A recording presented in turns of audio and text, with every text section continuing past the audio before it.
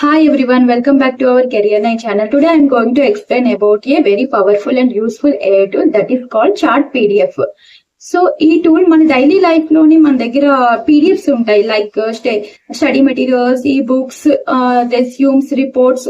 So ఇవన్నీ మనం complete గా చదవాలంటే it's time taking process. So ఆ ప్రాబ్లమ్ ని సాల్వ్ చేయడానికి ఈ టూల్ అనేది యూస్ అవుతుంది మనకి. Okay, so what is chart PDF? Chart PDF అంటే AI power tool.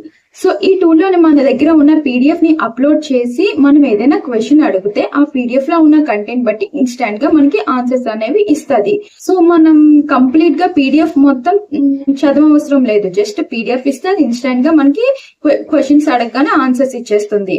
Okay, so ఈ టూల్ వల్ల మనకి యూజెస్ ఏంటంటే టైం సేవ్ అవుతుంది, స్టూడెంట్స్ కి చాలా యూజ్ అవుతుంది, అండ్ లాంగ్ డాక్యుమెంట్స్ ఏమున్నా సింపుల్ గా మనకి అర్థమవుతాయి.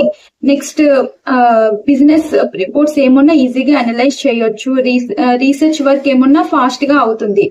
ఓకే, ఫర్ ఎగ్జాంపుల్ ఒక స్టూడెంట్ దగ్గర 50 పేజెస్ పీడిఎఫ్ ఉంది, కానీ అది కంప్లీట్ గా చదవాలంటే ఆ స్టూడెంట్ కి చాలా అవర్స్ పడుతుంది. బట్ ఈ టూల్ యూజ్ చేసి వన్స్ పీడిఎఫ్ అనేది అందులో అప్లోడ్ చేసి గివ్ సమ్మరీ అని అడగగానే విత్ ఇన్ సెకండ్స్ లోని అది సమ్మరీ మొత్తం ఇచ్చేస్తుంది. ఓకే, సో ఈ టూల్ ఒకసారి మీరు కూడా ట్రై చేయండి. So now I will show you how to use this tool step by step. Okay, now I will show you live demo how to use Chart PDF. First Google open చేసి అక్కడ chart PDF అని type చేస్తే ఒక website link open అవుతుంది. Click on that. So this is the chart PDF interface. So ఇక్కడ నేను already sign up అయి ఉన్నాను. మీరు ఇన్ కేస్ న్యూ యూజర్ అయితే ఇక్కడ గూగుల్ అకౌంట్తో డైరెక్ట్గా సైన్ అప్ అయిపోవచ్చు. నెక్స్ట్ దీని ఇంటర్ఫేస్ ఇలా ఉంటుంది. సో ఇక్కడ చూడండి, అప్లోడ్ అని కనిపిస్తుంది కదా, ఇక్కడ మీరు డైరెక్ట్గా మీ దగ్గర ఉన్న పీడిఎఫ్ని అప్లోడ్ చేసుకోవచ్చు. సో నేను ఒక పీడిఎఫ్ని తీసుకున్నాను.